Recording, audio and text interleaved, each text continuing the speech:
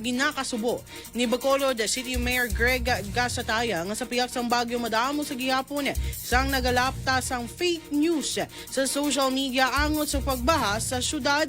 Sa interview sa Bombo Radyo Bacolod sa alkalde natukiban ang pagdamo sang fake news nga nagalibot sa social media. Lakip na ang paggamit sa mga daan nga mga video kag pictures sang pagbaha.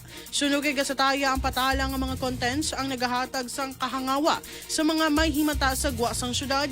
Nagakasubo ang alkalde sa Tion o digin nga sa Tion sang kalamidad may yara pa sa mga individual nga ginapili nga magpalapta sang fake news bangod lamang sa views, likes kag content monetization. Suno diri wala sang problema kung mag-upload sang video sang pagbaha sa social media kung ining matuod nga nagakatabo agod mahimuan galayon sang tikang sang syudad. Paathag sini nga ang syudad paagi sa Bacolod City Disaster Risk Reduction and Management Office o kon CDRRMO kagiban pa nga ahensya ang hugot nga nagamonitor sa sitwasyon sa mga kabaranggayan kag nagahatag sang update sa sitwasyon nga nakabase gid lamang sa verified information. Gimpa siguro sang alkalde nga himuan sang tikang agud mapasabat ang nagapalapta sang fake news.